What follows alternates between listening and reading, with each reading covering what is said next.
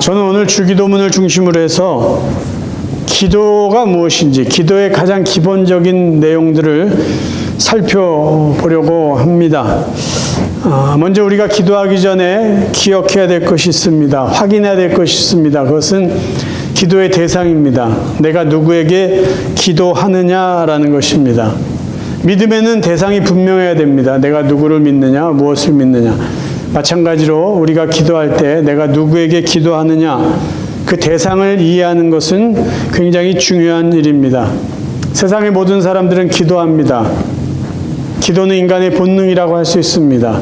그런데 생각보다 많은 사람이 기도하는 그 대상이 상당히 막연하다라는 것입니다. 어떤 사람은 달을 보고 기도합니다. 근데 그들이 기도하는 그 대상은 그들과 특별한 관계도 없습니다. 그저 기도하는 것뿐이에요. 별을 보고 기도하기도 하고 산을 향하여 기도하기도 합니다. 등산하다 보니까 굉장히 큰 바위를 발견하면 그 바위가 뭔가 신비하다고 느껴질 때 바위를 향해서 기도하는 사람도 있습니다. 오래된 나무를 바라보고 그 나무 앞에 경이로움을 느껴서 그 나무를 향하여 기도하는 사람도 있습니다. 자연을 향해서 기도하는 이유는요, 그 자연에 신적인 존재가 있을 것이다라는 막연한 기대 때문이에요. 그 자연 앞에 신적인 능력이 있기 때문에 그 능력을 기대하면서 기대하기도 합니다. 그런데 중요한 것은 그 모든 막연한 그 대상들은 다 피조물에 불과하다라는 것이에요. 그렇다면 저희들이 기도해야 될 대상은 누구여야 할까요? 창조주 하나님이십니다. 오늘 예수님은 본문에서 우리가 기도하는 분이 누구인지, 누구에게 기도해야 되는지를 가르쳐주고 있습니다. 우리가 기도해야 될 대상은 하늘에 계신 우리 아버지입니다. 이것이 우리가 기도해야 될 기도의 시작입니다. 누구에게 기도해야 되냐면요, 하늘에 계신 우리 아버지에게 기도합니다. 하늘에 계신이란 뜻은요, 차원이 다르다라는 의미입니다. 공간적인 의미를 이야기하는 것이 아니에요. 하나님이 하늘에 계시다라는 것은 우리와 상관없이 저 멀리 계신 분이다라는 의미를 갖고 있지 않습니다. 우리에게 관심 없는 그저 저 멀리 계신 분이다라는 뜻이 아니에요. 하늘에 계신이라는 의미는 우리와 차원이 다르다. 다시 말해서 우리를 창조하신 창조주이시다라는 의미가 담겨 있습니다. 그래서 우리는 그분께 기도해야 된다는 것이에요. 또 하나 예수님이 말씀하신 우리 아버지라는 것은 굉장히 중요한 의미를 담고 있습니다. 과거에 특별히 이스라엘 백성들은 하나님을 두려움의 존재로 인식하고 있었어요. 심판하신 하나님, 무서운 하나님입니다. 그런 하나님을 본 사람들, 하나님을 만난 사람은 다 죽는다라는 두려움이 있었어요. 그런데 예수님이 이 땅에 오셔가지고 그 두려움의 대상인 하나님을 아버지라고 부르십니다. 종교 지도자들은 감히 하나님을 아버지라고 부르는 예수를 신성모독죄로 고발하여 그를 죽이려고 했습니다. 그런데 예수님은 자신만 하나님을 아버지라 부르는데 그치지 않고 예수를 그리스도로 믿는 모든 자들에게 하나님을 아버지라 부를 수 있는 특권을 주셨어요. 이렇게 주님이 말씀하십니다. 요한복음 1장 10절. 영접하는 자 곧 그 이름을 믿는 자들에게는 하나님의 자녀가 되는 권세를 주셨으니, 예수를 그리스도로 믿어서 하나님의 자녀, 구원받은 자가 되었다면 하나님을 이제 아버지라 부를 수 있는 권세, 특권, 축복을 누리게 되었습니다. 여러분, 우리가 기도하는 하나님, 하늘에 계신 우리 아버지를 바르게 이해하면 내가 왜 기도해야 되는지, 무엇을 기도해야 되는지가 더욱더 선명해질 수 있습니다. 마태복음 7장 11절에 이렇게 말씀합니다.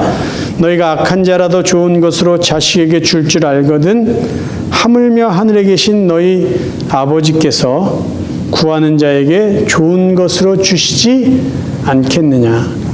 자, 정리해 보겠습니다. 우리가 기도하는 하나님은 창조주이세요.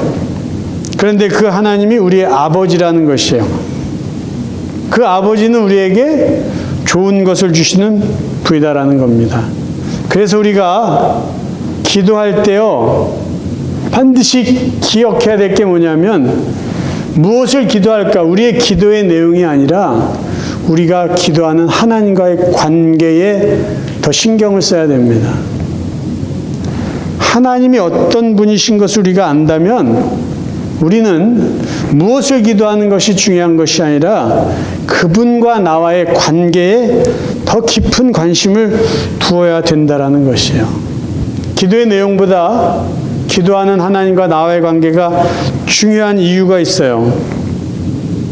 하나님은 우리가 기도하기 전에 우리에게 필요한 것이 무엇인지 다 알고 계시기 때문입니다.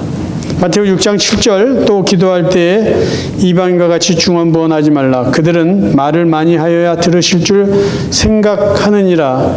그러므로 그들을 본받지 말라. 구하기 전에 너희에게 있어야 할 것을 하나님 너희 아버지께서 아시느니라. 그래서 여러분 기도할 때요, 내가 무엇을 기도할까? 1번, 2번, 3번, 4번 그것을 계속 확인하고 그것을 반복해서 기도하는데 너무 신경 쓰지 마시라는 거예요. 왜냐하면 하나님은 우리가 무엇을 필요로 하는지 이미 다 알고 계시기 때문이에요. 이 7절에서 예수님이 말씀하시는 것은 이것입니다. 예수님의 제자들이 예수님을 따라다닐 때 그들이 조금 예수님께 구했던 것이 있어요. 그건 뭐냐면 다른 종교 지파들처럼, 다른 종교 무리들처럼 우리에게도 기도문 하나 만들어주세요라고 이야기한 것이에요. 그래서 예수님이 주님의 기도문을 제자들에게 가르쳐 줍니다. 그런데 예수님을 따르던 제자들과 같이 다른 어떤 종교 무리들은 그들이 이미 갖고 있었던 기도문을 읽는 것에 늘 초점을 두었어요. 그래서 중언부언하지 말라라는 것은 무슨 의미냐면 너희들이 갖고 있는 기도문을 아무 생각 없이 반복해서 외우고 읽는 것처럼 하지 말라는 거죠. 그 사람들은 왜 그렇게 했을까요? 자기들이 의지하는 어떤 신적인 대상, 그들에게 이미 주어진 기도문을 계속해서 읽으면, 반복해서 읽으면 그들의 소원이 이루어질 거다라고 생각했어요. 근데 예수님이 그것은 잘못된 기도다라고 말씀하시면서 이렇게 이야기하는 거죠. 하나님 아버지는 너희들의 필요를 이미 다 알고 있으니까 그런 것 가지고 자꾸 반복할 필요가 없다라는 것이에요. 그러니까 중요한 것은 우리가 기도하는 그 하나님은 우리의 아버지이시고 우리의 필요를 다 알고 계신 분이다라는 것입니다. 그것이 우리가 기도하기 전에 가지고 있어야 될 기본적인 이해예요. 어떻게 기도를 시작해야 되느냐? 하나님 아버지께 기도해야 된다는 거예요. 예수님께 기도하는 것도 아니에요. 성령님께 기도하는 것도 아니에요. 그냥 막연하게 주님께 기도하는 게 아니라 하늘에 계신 우리와 차원이 다른 창조주 하나님, 그분이 나의 아버지다라는 것을 고백하면서 하나님께 기도하는 것이에요. 자, 그러면 기도하는 동기는 무엇이 되어야 될까요? 대부분의 사람들은요, 기도의 동기를, 기도의 출발을 필요로 시작합니다. 나에게 필요한 것이 있기 때문에 기도해요. 근데 이 필요에 의한 기도가 문제가 뭐냐면 필요가 있을 때는 기도하는데 필요가 없다고 생각하면 기도하지 않는다라는 것이에요. 근데 주님이 가르치신 기도에서 우리가 확인할 수 있는 건 하나님 우리의 필요를 이미 다 아신다는 거예요. 그럼 무엇을 기도해야 될까요? 아니, 필요를 다 아시는 하나님께 내가 필요를 구하는 것 자체가 의미가 없는 거 아니에요? 그래서 주님이 가르쳐주신 기도에서 우리가 기도하는 동기는 필요에 의해서 기도하는 것이 아니라 하나님을 더 알아가기 위해서 기도하라는 것이에요. 우리가 알고 있는 기도의 잘못된 이해는 뭐냐면 기도는 내가 원하는 것을 얻어내는 수단이 아니다라는 것이죠. 왜요? 하나님이 이미 우리의 필요를 알고 계시기 때문에. 그래서 기도하는 목적은요, 내가 알고 있는 하나님을 더 알아가기 위해서 기도하는 것이고요. 또 다른 목적은요, 내 뜻을 하나님의 뜻과 일치시키는 시간이 기도하는 시간이 돼야 된다는 거예요. 특별히 이 두 번째 이 목적은 예수님께서 겟세마네 동산에서 직접 보여주셨습니다. 내 아버지여, 만일 할 만하시거든 이 잔을 내게서 지나가게 하옵소서. 그러나 나의 원대로 마시옵고 하나님의 원대로 하옵소서. 이 잔이 지나가는 것은 예수님의 마음이었어요. 예수님의 뜻이었어요. 그런데 이 뜻을 하나님의 뜻에 맞췄습니다. 결과는 예수님에게는 고난이 시간이었지만 결국은 하나님의 선한 뜻을 이루어서 죄인들을 용서해 주는 하나님의 뜻을 이루게 되었습니다. 자, 기도는요, 하나님을 설득하는 기술이 아니라 내가 알고 있는 하나님을 더 깊이 알기 위해서 노력하는 시간이 기도하는 시간이 되어야 된다는 것이에요. 자, 그럼 기도의 내용은 무엇일까요? 우리가 기도해야 될 것은 무엇일까요? 우리의 필요를 다 아시는 하나님 앞에 나는 무엇을 기도해야 될까요? 주기도문에서 예수님이 가르치신 기도의 첫 번째 내용은요, 하나님의 나라와 하나님의 뜻이 이루어지기를 기도해야 된다는 것이에요. 마태복음 6장 9절 10절을 읽어드립니다. 그러므로 너희는 이렇게 기도하라. 하늘에 계신 우리 아버지여, 이름이 거룩히 여김을 받으시오며 나라가 임하시오며 뜻이 하늘에서 이루어진 것 같이 땅에서도 이루어지다. 지금 예수님이 말씀하신 이 기도는요, 기독교와 모든 타 종교를 차별화시키는 내용입니다. 다른 종교에서도 기도해요. 근데 그들은요, 자기 뜻을 이루기 위해서 기도합니다. 아니면 자기가 어떤 신적인 경지에 이르도록 자기의 염려나 자기의 근심을 이렇게 벗어버리는 식으로 자기를 위해서 기도해요. 아니면 어떤 종교는요, 신이 너에게 주어진 운명을 그대로 받아들여라. 그래서 그것을 받아들이기 위해서 기도합니다. 그런데 하나님의 백성은 무엇을 위해서 기도해야 되냐면요, 하나님의 나라가 임하고 하나님의 뜻이 이루어지기를 기도해야 된다는 거예요. 여러분이 제가 질문을 드리겠습니다. 여러분이 지금까지 많은 기도를 해왔는데요, 여러분의 기도 중에 만약에 하나님의 나라가 이루어지기를 기도하지 않았고 하나님의 뜻이 이루어지기를 기도하지 않았다면 여러분의 기도는 크리스찬으로서의 기도가 아니라 일반적인 모든 사람이 다 할 수 있는 기도를 한 것에 불과합니다.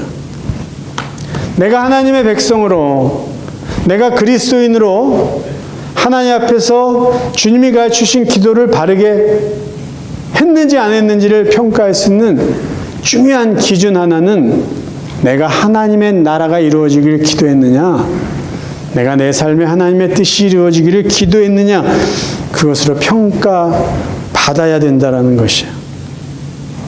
하나님의 나라와 하나님의 뜻은 같은 개념으로 이해하시면 돼요. 왜냐하면 하나님의 뜻이 이루어진 것이 하나님의 나라이기 때문입니다.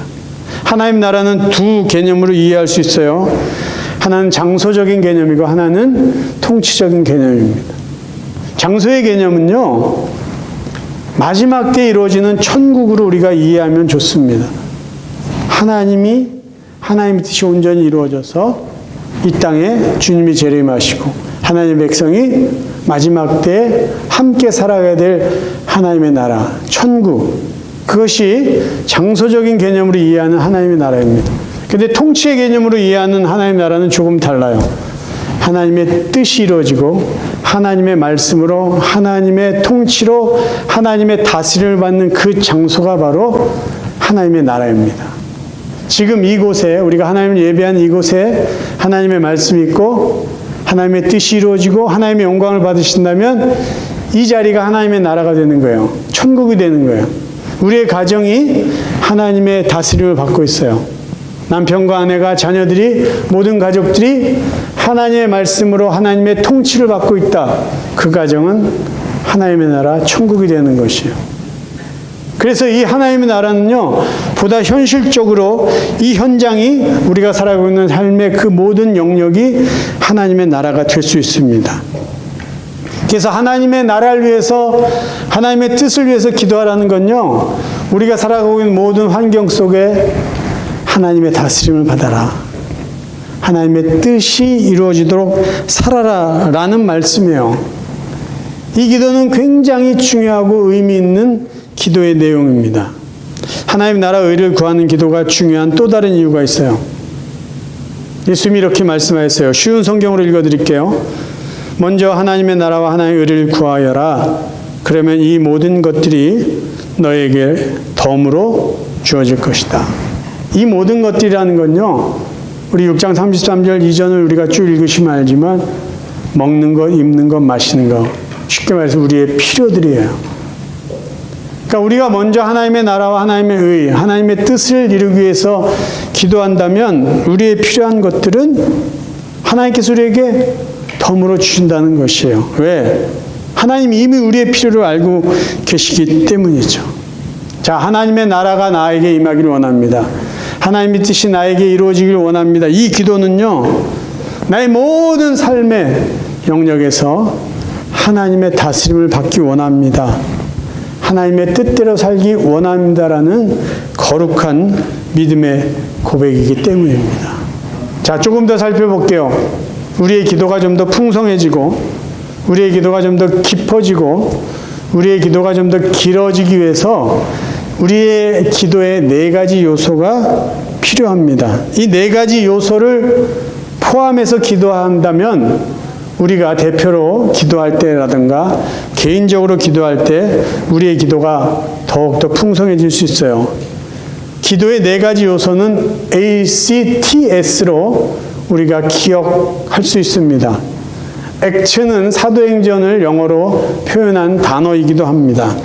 ACTS, 기도의 4가지 요소예요. 첫 번째 A는 Adoration을 의미합니다. 찬양이에요. 하나님의 이름을 높이는 거예요. 주기도문에서 예수님은 하나님께 이렇게 기도하라고 말합니다. 하나님 아버지요, 이름이 거룩히 여김을 받으시옵소서 이렇게 기도해요. 바로 이 부분이에요.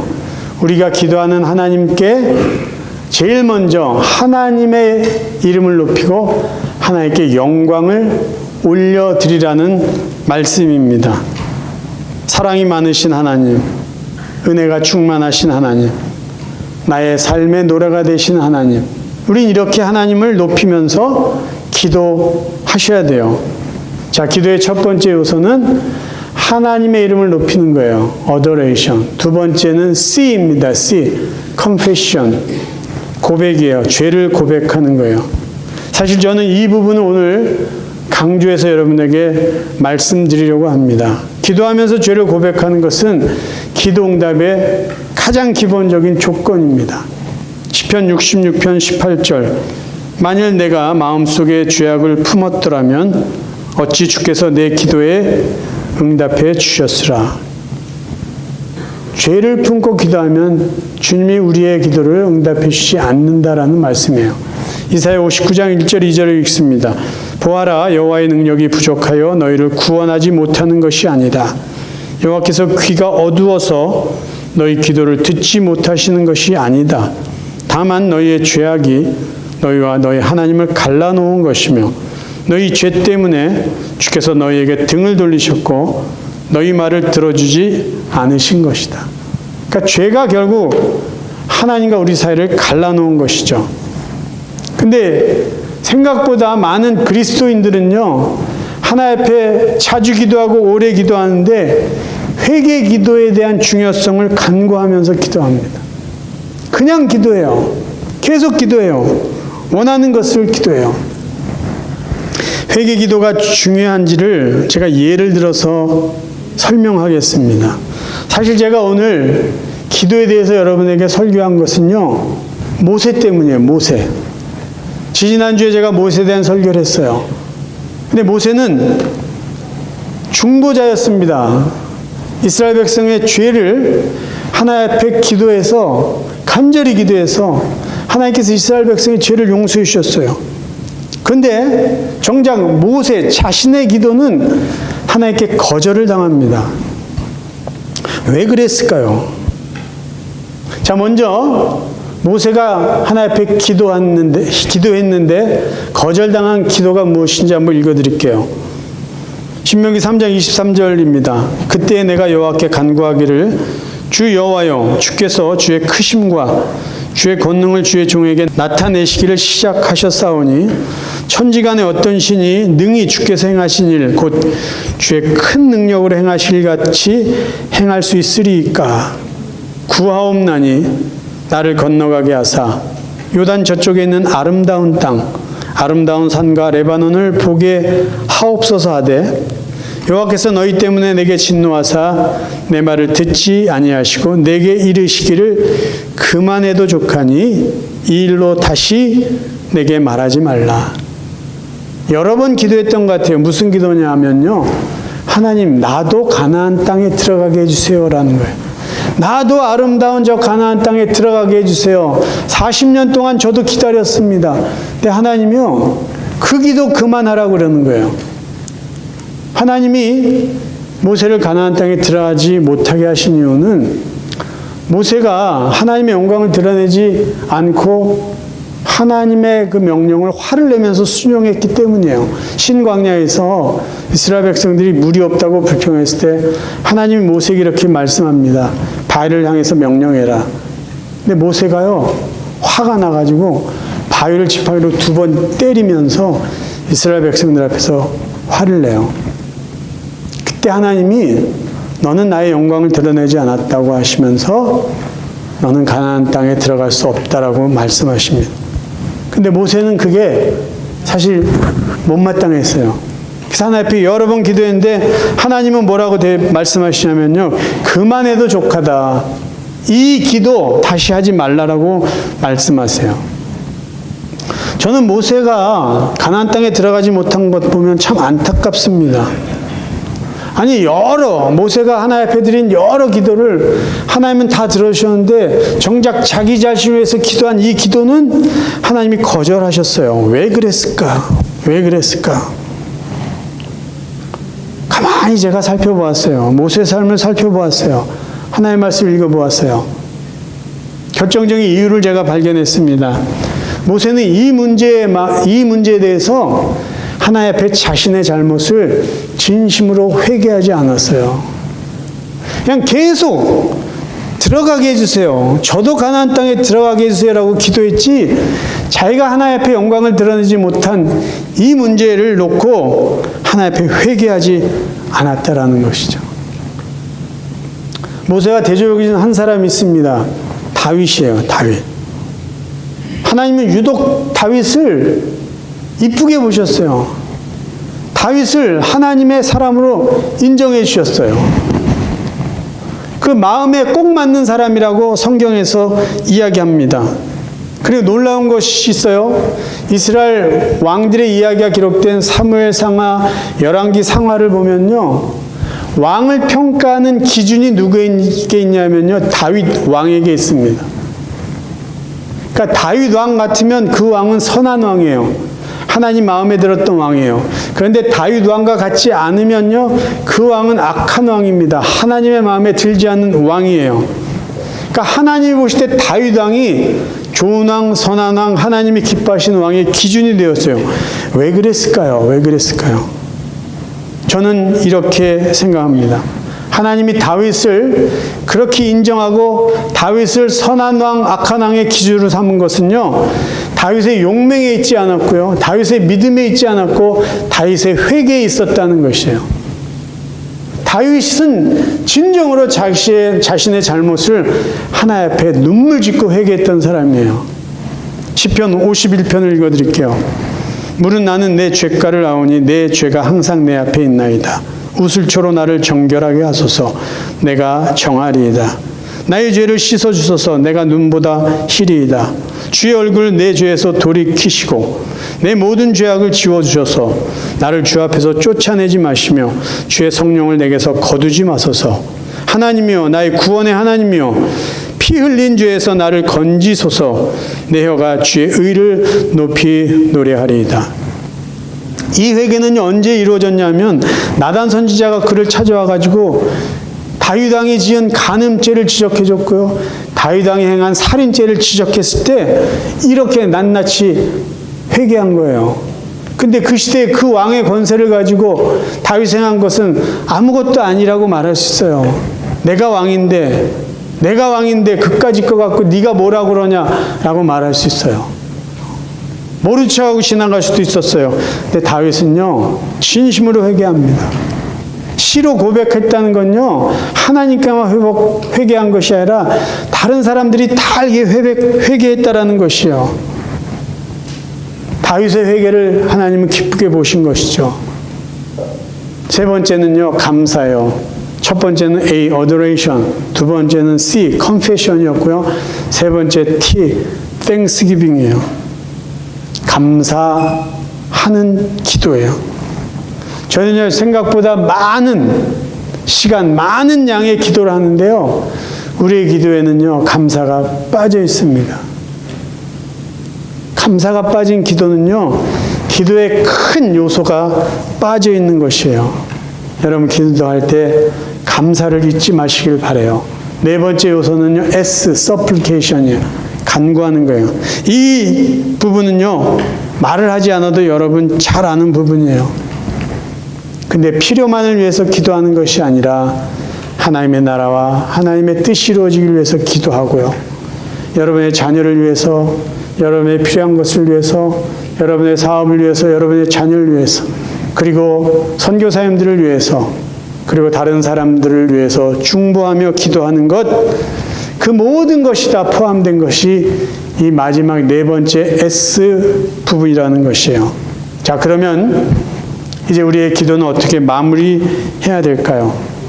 우리의 기도는 예수님의 이름으로 마무리해야 됩니다. 왜 예수님의 이름으로 마무리 기도해야 될까요? 예수님이 이렇게 말씀하셨어요. 내 이름으로 무엇이든지 내게 구하면 내가 행하리라. 지금까지는 너희가 내 이름으로 아무것도 구하지 아니하였으나 구하라. 그리하면 받으리니 너희 기쁨이 충만하리라. 예수님의 이름으로 기도할 때 그 기도가 온전히 마무리가 되고 예수님이 응답해 주시는 기도가 됩니다. 자, 기도의 시작은 어디예요? 하늘에 계신 우리 아버지입니다. 기도는 누구에게 합니까? 하나님 아버지께 하는 거예요. 삼위일체 하나님이니까 예수님께 기도해도 되고 성령님께 기도해도 되고 그렇게 우리가 말할 수 있지만 예수님이 우리에게 가르치신 기도의 대상은요, 하나님 아버지라는 것이에요. 우리는 하나님 아버지께 기도합니다. 그리고 그 하나님의 이름을 높여야 됩니다. 그리고 우리의 죄를 고백해야 되고요, 우리의 감사가 담겨 있어야 되고 우리의 간구가 포함되어야 됩니다. 그리고 우리의 기도의 마무리는 예수님의 이름으로 기도하는 것이에요. 결론은 이렇습니다. 기도는요, 이론보다 실제가 더 중요해요. 아무리 많이 알고 있으면 뭐예요? 기도는 이것이다. 기도의 이론을 빠삭하게 알고 있으면 뭐합니까? 기도하지 않으면 소용없어요. 그런데 그냥 기도하는 것보다 기도의 기본을 알고 기도하는 것은 더 중요하다는 것이에요. 그래야 기도가 바른 기도가 되고 깊은 기도가 되고 예수님이 말씀하신 그 기도의 모범에 따르며 기도할 수 있는 것이에요. 기도하는 대상이 누구인지 이해하셔야 돼요. 기도의 출발이 어디에 있어야 되는지 이해하셔야 돼요.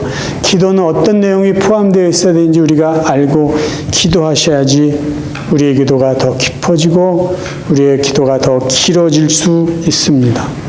사랑하는 성도 여러분, 우리 남은 삶, 주님 앞에 서는 그날까지 우리는 평생 기도할 것이에요. 근데 우리의 기도가 주님이 가르쳐주신 기도대로 바른 기도로 이어질 수 있기를 바랍니다. 변함없는 기도 생활을 통해서 하나님이 주시는 귀한 은혜를, 귀한 축복들을 늘 누리며 살아가는 저희 모두가 되시기를 주님의 이름으로 축원합니다.